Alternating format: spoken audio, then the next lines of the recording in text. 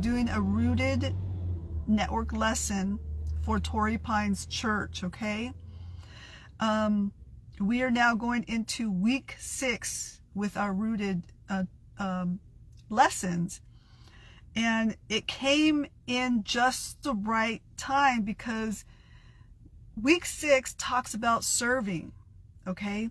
And it gives a lot of in-depth ways or reasons why we as believers serve, and how we serve in all the different titles of serving. So when I accepted the call to go, that's part of serving, okay? When I accepted the call to go to England, when I accepted my very first thing that I ever accepted the call to was, oh gosh, it was singing in the choir. When I first got saved, the very first thing I did was sing in the choir. I always cleaned up the church. That just came natural because we were in this little church, okay? We were in them little warehouse churches way back in San Ysidro, and there was no paid janitor to clean the place, okay?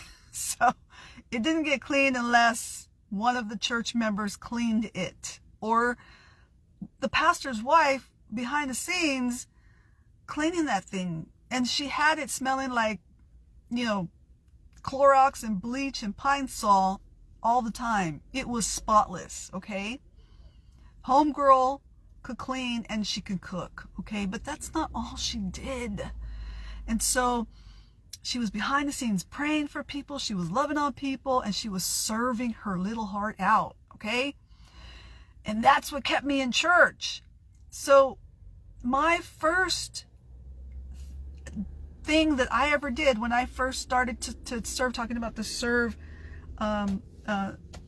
topic of Rooted, that was the first thing that I did. Was the cleaning of the church came natural. That was no big deal to me. I loved doing that. It didn't matter to me. If you come from, I'm not actually a Latina, to be quite honest, but I associate in the culture, okay? Because I grew up in that culture. My dad was a white biker guy, but I grew up in the culture. I hung out. I've done the cruising Highland. We hung out at Chicano Park. I associate with all that stuff, right? I associate with a lot of different aspects of culture, and I lived in England for a long time. So in doing that, you guys, I can relate to a lot of different people. So that's what that has given me, okay? And then I had foster parents who were humanitarians, and they were highly educated, okay? This was a high-level military person that I was always around. And then my immediate foster parents were, they were highly educated and did legit humanitarian work, and so much so that they were in National Geographic, okay? Now that's a big deal when you're in National Geographic. When I lived with them, I did not understand that, okay? That all just came later. I didn't understand what that was. I looked at National Geographic because I loved animals, and I loved to see the pictures and of the people and the stories. And one day I looked into the National Geographic and seen my own foster parent in National Geographic, and I was like, I didn't even dawn. I asked him, "Is this for real?" And he's like, "No." That's how much I didn't get that's who this person was. To me, he was just my boxing coach, and he was hard on me. And but so I want you to understand that the first thing that I ever did in church was I sang in the choir, and that was hard for me. Okay, that was really, I wanted to sing. I love to sing. I sing it up at home, and I sing it up in the shower. I can carry a tune. That is for real. But get me on the stage, get me on a choir, it don't matter. I cannot sing when it comes to doing that because I am so shy. I'm so terribly shy. And, you know, I have like the highest level stage fright. And now, you know, since I've been doing, you know, I've been in the public eye for so many years, it has gotten slightly easier for me to get on stage, okay? And speak on a microphone and talk to people. But I am absolutely comfortable in talking behind the phone to you all. And I am loving the online community, okay? So when I decided to do a podcast and do all of that, that was something that just came natural. But all these other series of events had to happen, okay? You know, there was the first going to church and learning some things, and then, you know, I had to, you know, I chose to serve in some capacity at church, and that grew into, you know, leading a Bible study, and then, you know, that led to going overseas and ministering the gospel and church planting. Okay, so these series of events led to other things that I realized I had a calling to, okay? And even when I was church planting, I didn't even know what I was to do because there was no one that I could relate to in church that was like me, okay? There was no one in church, in my arena of church, that I could relate to, like at all. There was no one that was like me, okay? I was coming from a way different background. I was in a mostly Latino church. You know, many of the conversations were in Spanish, and I was this wild, you know, I was a punker. I was a punk rocker back in the day. You know, I'm embarrassed. I'm not embarrassed. No. Hold on a second. I am not embarrassed. But I you know, it's funny to say that, but yeah, I was like a chola punker kind of person. You know, I didn't dress particularly like a chola. I didn't dress particularly like a punker. There was kind of this in between that made Gloria who Gloria was, and I was a competitive motocrosser. So there's just like a lot of aspects. There was no one like me.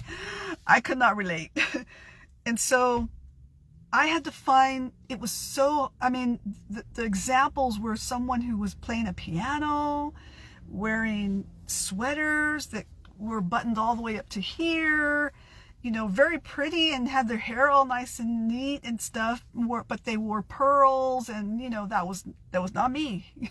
That was not me.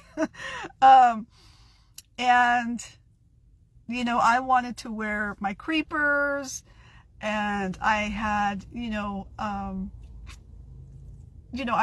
there was other things that I liked to wear back then. And so, yeah, I just, that was it.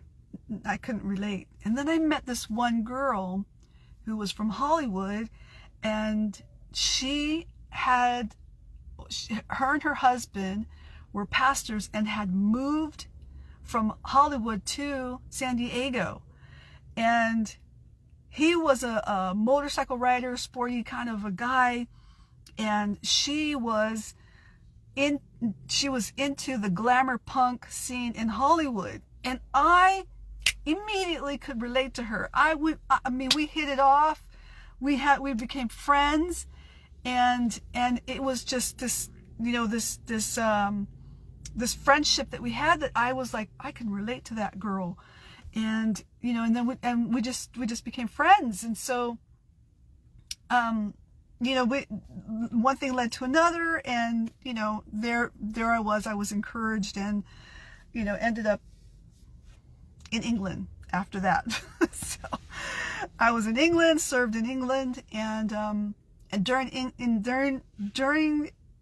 my time in England, that's when I was clumsy. I was trying to find who I was. I didn't even know. I was just like, goodness, it was a mess of being clumsy.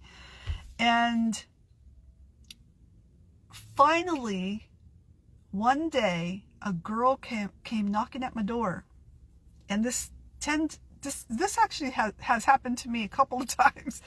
It tends to happen to me. I don't know. The first time this happened to me, I was in San Diego, and I was walking my little girl to preschool, and it was a very, very young mom, and we had become friends because our kids were friends, and she began to open up to me and tell me her story and stuff. And one day she comes and knocks at my door, and she's in a crisis situation, and so I was able to help her and led her to the Lord, and the rest is history. Her life was changed forever. And I got to England. Some girl I was volunteering with a midwife, and I was at the recreation center, and an area that had really high teen pregnancies. Girl comes knocking at my door, and a guy's chasing her, and I pull her in the house. She then says, the police come, and they get him, they take him in and everything, and question her, and then they leave, police leave, and they leave me with her, and she begins to tell me her story, right? While she's in the back of the church smoking a joint. I mean, what was I going to do? Tell her, she's in a life and death situation, and I'm going to say, no, I'm sorry, you can't smoke that joint right in the back of the church right now. No, I'm going to sit and I'm going to listen to her story. So in my gut, I wanted to hear her story. Okay, I wasn't concerned about her getting high. I wasn't concerned about all that. I had to push aside all of my religiosity and all of that, and hone right into someone who was just raw as can be. And I began to talk to her, okay? And the story unfolds that she was going to be killed. They were going to kill her, okay? So her life was in danger. And I worked alongside of the midwife, and the midwife talked me through this. We put her into a hideaway home with people that help young girls in this situation. It became a human trafficked situation.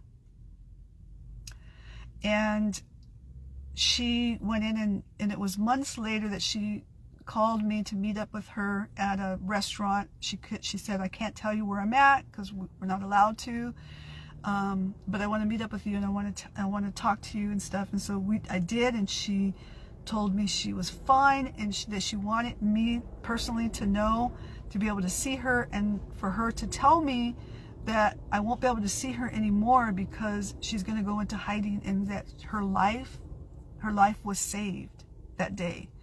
And if you've ever saved a person's life in that way, it becomes addictive, okay? You are like, wow, God put me in a situation that I was able to save a person's life, okay? The very first person's life I saved was my own mother's life, okay? Many of you don't know this, okay? This is really, really difficult for me to talk about, okay? Because these are the things that when you are in a crisis or traumatic situation, you do things that you would not even believe that you can do, and then you bury them because you don't know that if anyone else can handle it. So what happened to me was I saved my mother's life, basically, okay? And we put her into hiding as well. And so I was familiar with the routine of that. When I went to England and I took a pastoral care and counseling class, it was very rare to find anyone who was even remotely familiar or had even already walked through that before. Okay. And when I was in the class, there were people that they gave us scenarios, and I was able to discern the scenario and find out, what the pattern would be, what could be done, and what the pattern of behavior of the suspect could be, because it was one of the scenarios was taking us on a rabbit trail, misleading, when it was not that person, it was the person who we would least expect it to be. Okay, so when I was in the class, those were some of the situations where where my gifts flourished.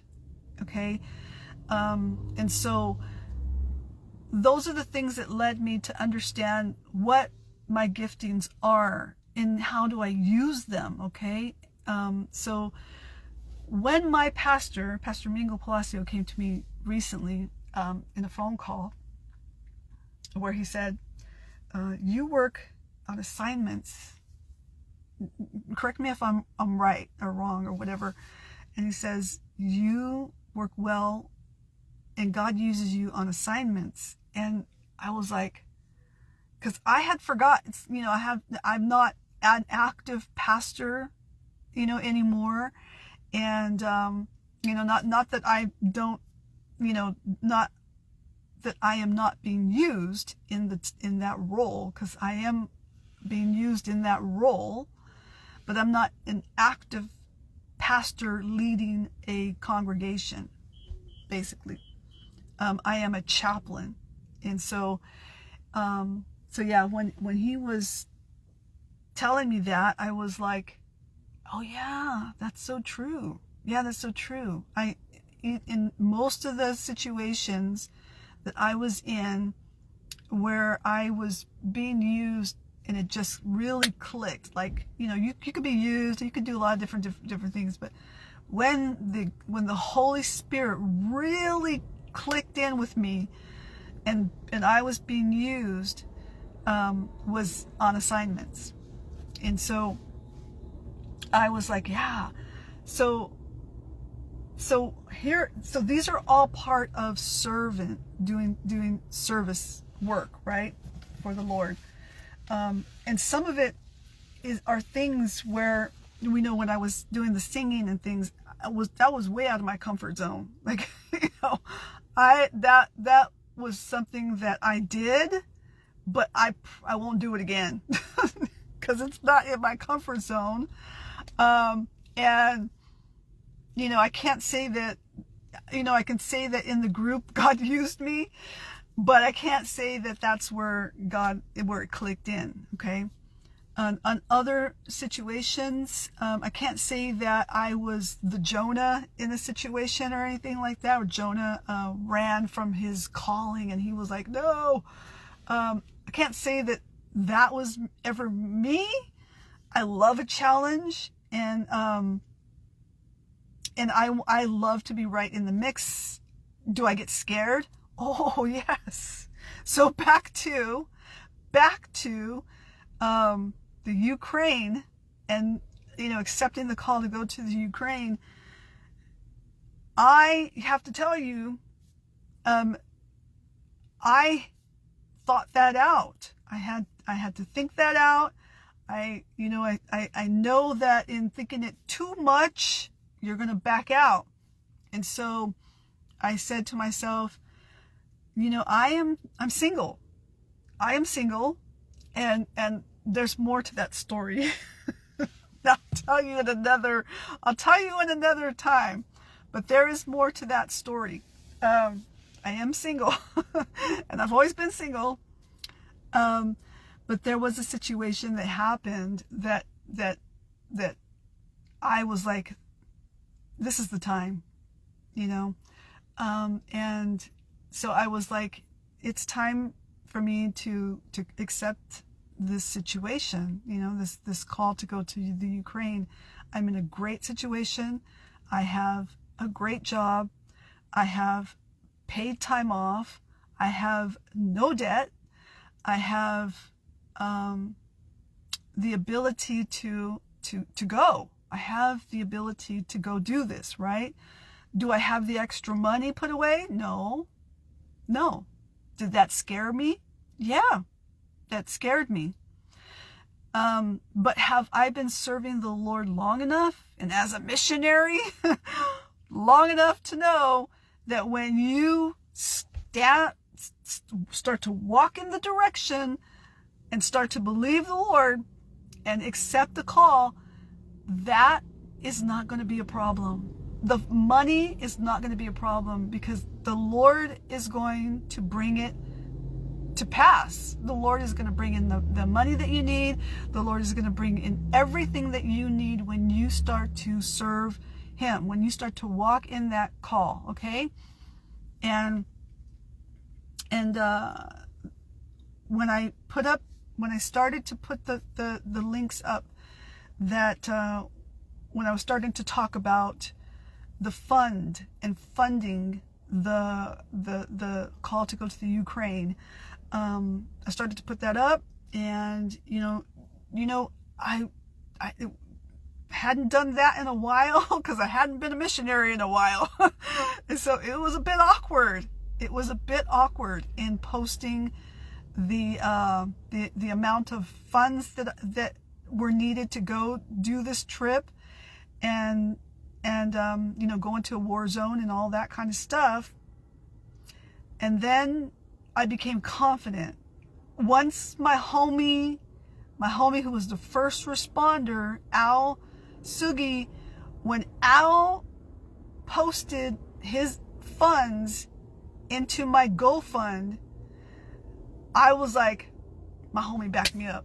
My homie backed me up, Al, and he backed me up. I served for quite a few years as a chaplain and worked with veterans. I just was a random Bible study that I had at the park, and we had the most amazing barbecues. And Al served there too. He served the community.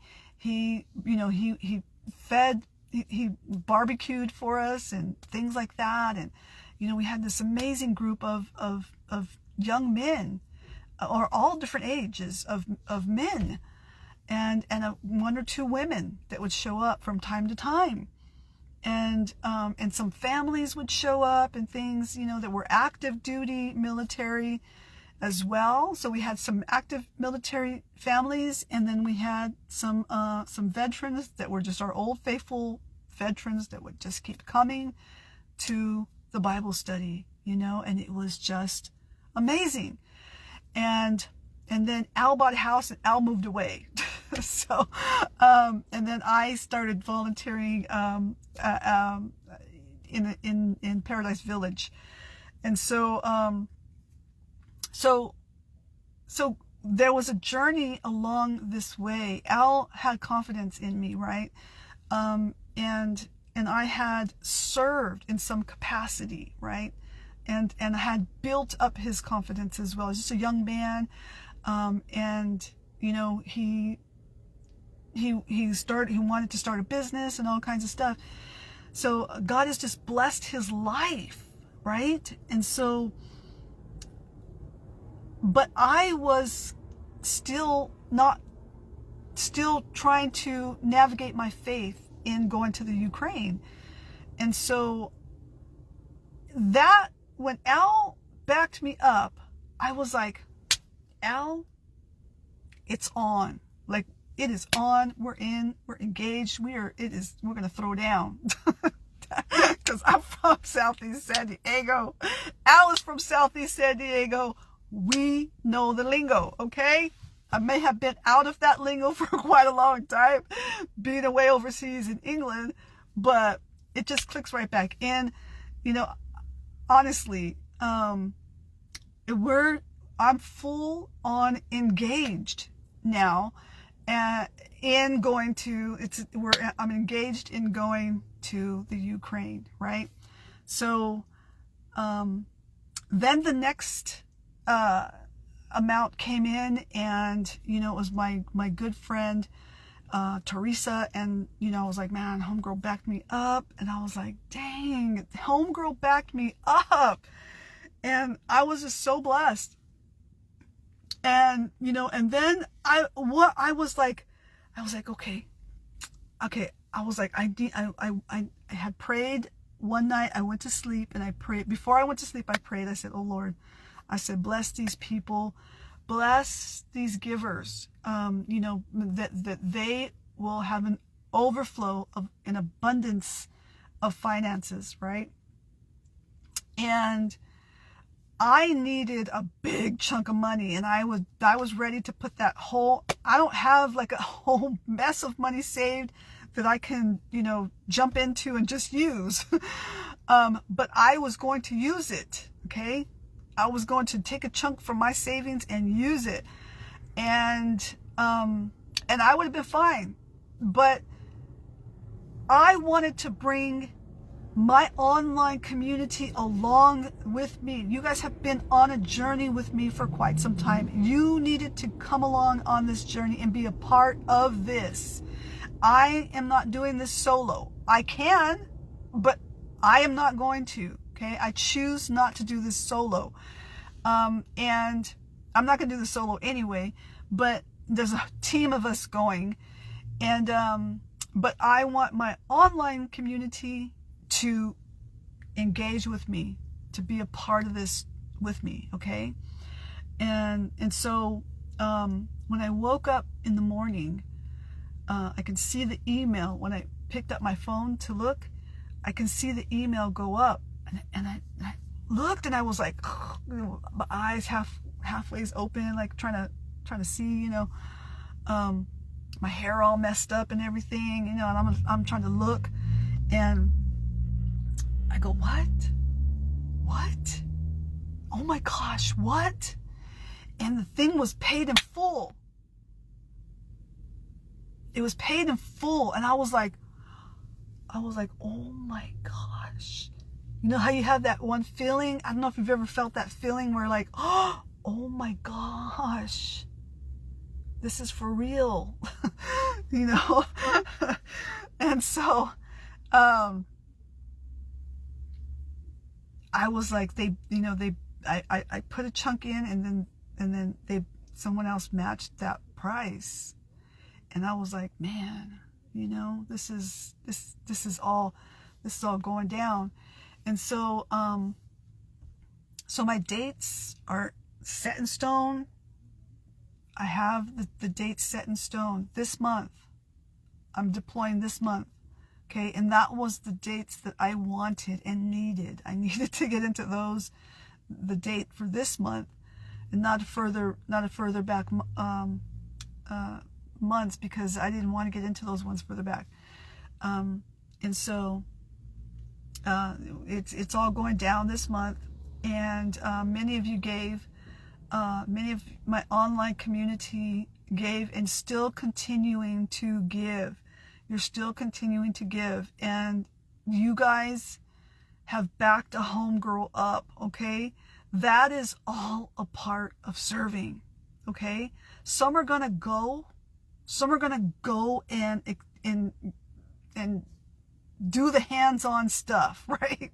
Some are gonna be the pastor and lead the church. You know, some are gonna be the lay pastors. Some are gonna be some are gonna be the chaplains. Some are going to do all those. Some are going to be the people that give. Okay? Some are going to be the people that do other things. You know, there's so many things that happen inside of a church organization. Okay? You know, I've served, my first church was a tiny little church, you know, that grew in, and it just kept growing.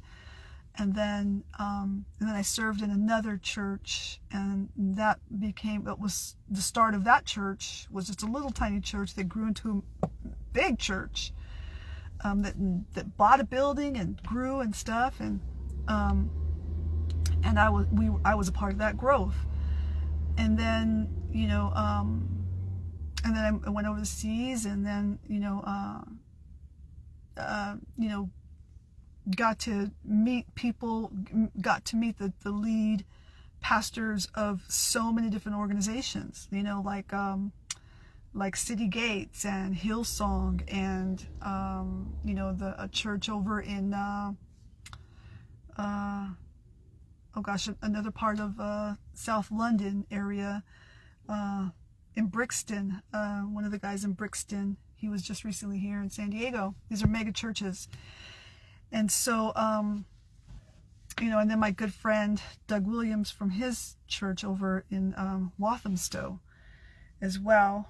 And so just got to meet so many different people and glean off of them so many different experiences. So guys, this is all a part of a journey that this is not about me. This is about the whole of us as online community, okay?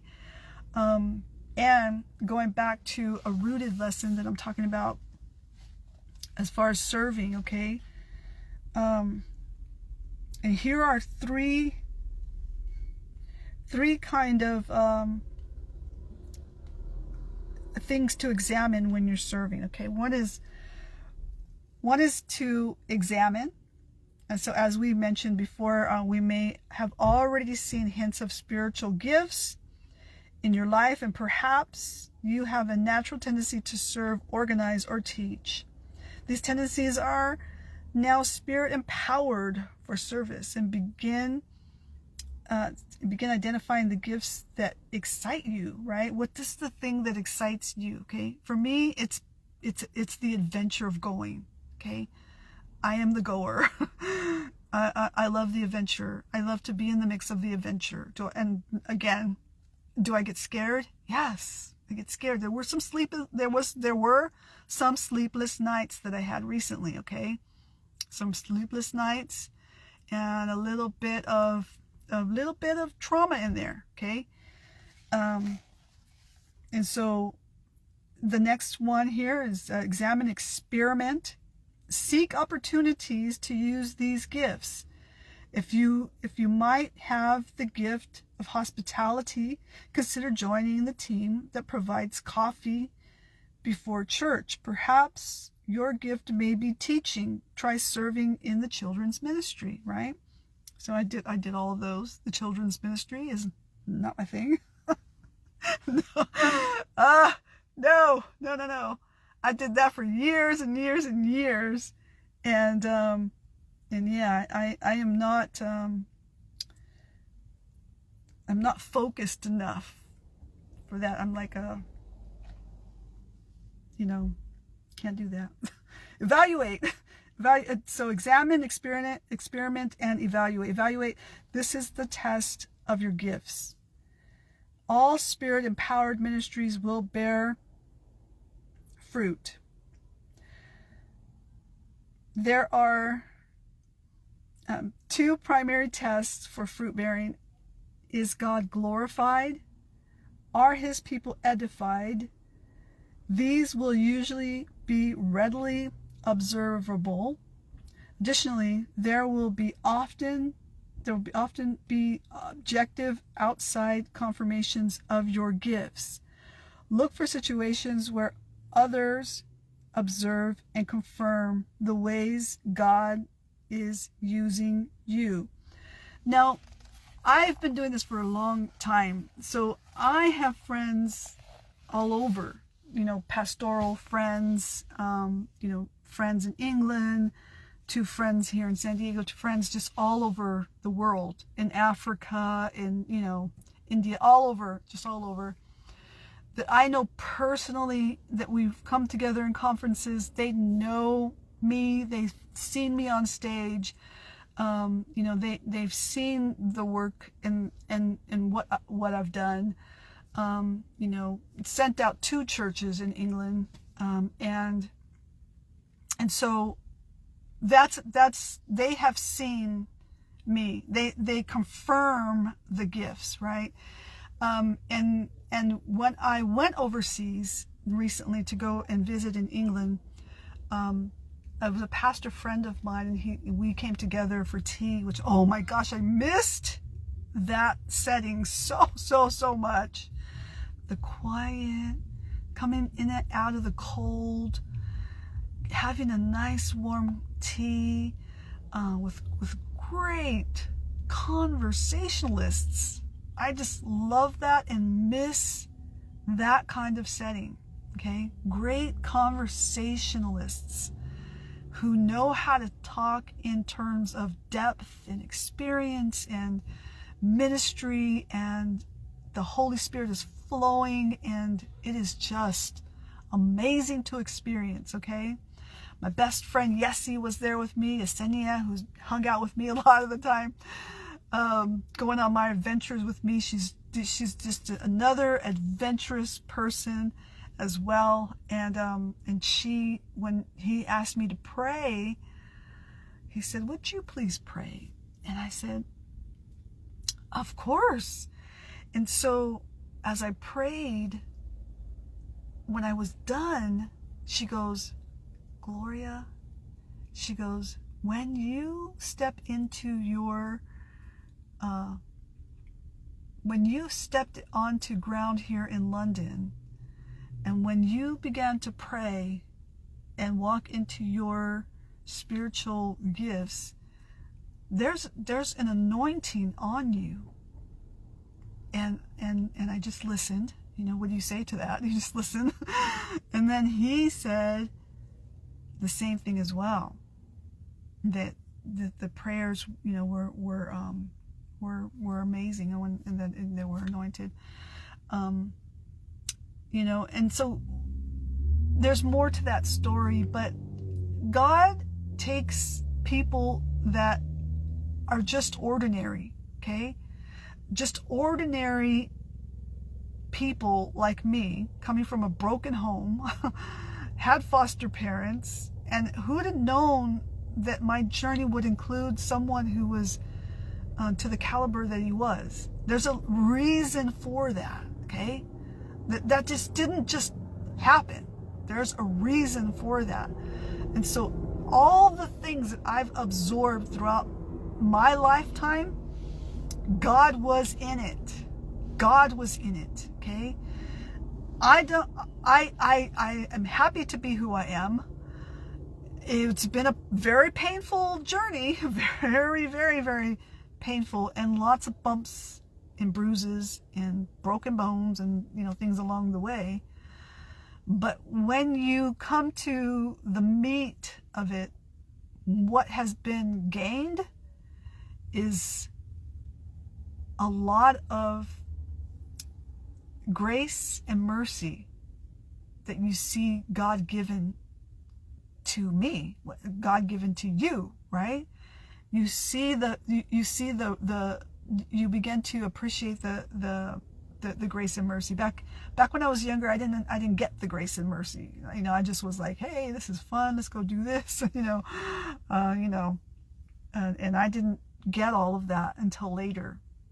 I heard the older women talk about it, you know, with the pearly necklaces and the buttoned up sweaters all the way up to here, and, you know, white, sometimes a little bit flashy, you know, with the little cute bob haircuts, you know, and I heard them say it, but I didn't get it. I didn't want to get it because I couldn't relate to them. But I finally, in my now that I have been through some things in life, and in the ministry, and, you know, I get it now that, you know, I need Jesus, and that, you know, he still loves me, and that he still chooses me even though I mess up, even though that I'm not the greatest, that I have issues. I have had some issues. You know, not issues that would, you know, I don't have a journey of issues that would, like, you know, eliminate me from, you know, that would give me so much condemnation because I did something so bad, you know. I don't have that journey. That's not in my journey. When I say that, you know, I have issues, I mean, I have reacted to situations that were ungodly. in anger that I should have had, that I have every right to have, but it was very ungodly. Okay? Let me tell you that right now. And so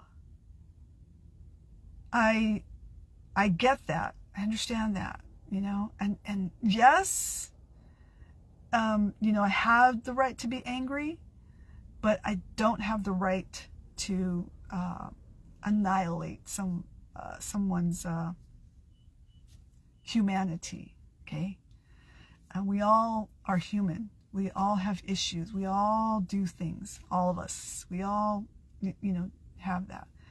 And when I see the people in Ukraine being dehumanized, or I see a young girl who comes knocking at my door and is dehumanized because she's a woman, that right there, I have to respond to. I have to respond to that.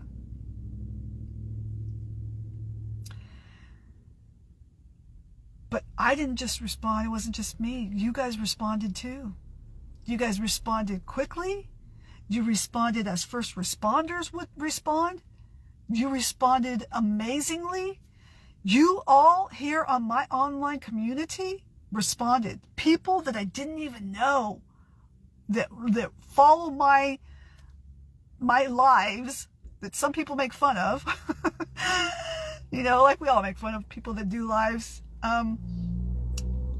People that I never met face to face have given. You responded. You made it happen. My online community, you made this happen. And I cannot be more grateful. I cannot be more thankful. I'm just like, this is a God thing. This is God moving, okay? God moving in your life and God moving in my life because we served.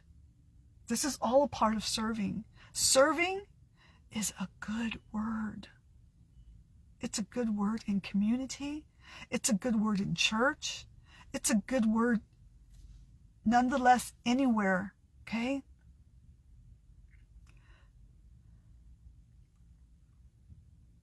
I just recently had my boss, who's also a veteran, and I just can't. He's my supervisor, and I'm just so blessed because he's just so easy to work with, and he was sharing with me some things about me responding to the Ukraine. And telling me that that he was saying stuff like, you're braver than I am. I was in the Marine for this many years and I don't want to go back. And I'm like, oh, because that's not because I'm brave. That's because I don't know yet. Okay, so there's a difference. Brave is when you know and you still go. Okay. And there's some element of brave because I'm going to the Ukraine, but I don't know what he knows. So, that's different. So a lot of you military guys and veterans that are, giving me advice and things and concerned, I'm totally going to be safe. I'm going to stay in the safe zone. We are going into the Ukraine, but we're going to be, even though it's not safe anywhere near there, we're going to be as safe as we can possibly be, okay? I ain't trying to die or anything. You know, so I got grandkids I want to come back to and hold and, you know, do swimming lessons with and all that stuff. So anyway, my online community, I cannot appreciate you more for, you know, following me all these years, but for backing a homegirl up, you know, and responding so quickly like you did. You guys are first responders, and amazing. I just cannot, I'm just so blessed. This rooted experience is number 6, and this is serving and all the elements of serving that I went through, okay? And so I'm just blessed to serve my online community, guys, and it's on. It is on. We're going to Ukraine. You guys are going with me, and there'll be lots of videos coming out and pictures and things of, you know, I don't know how I feel about sharing graphic stuff. I probably won't share that, but, you know,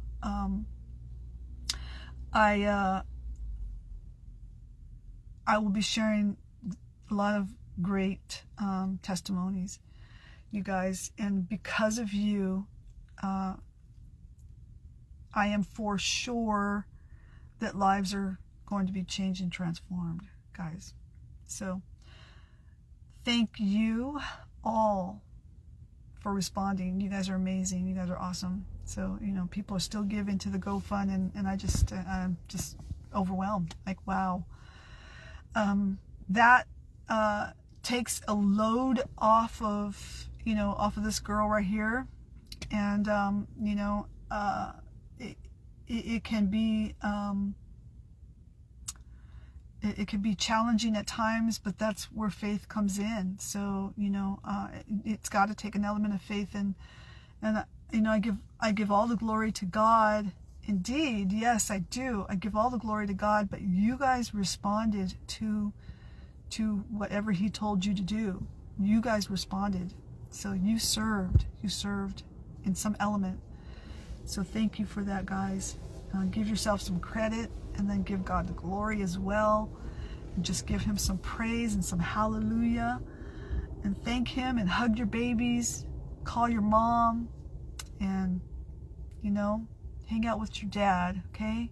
Love you guys. Peace out for now. It's your girl, Gloria. And I love you. You guys are awesome. This online community is awesome.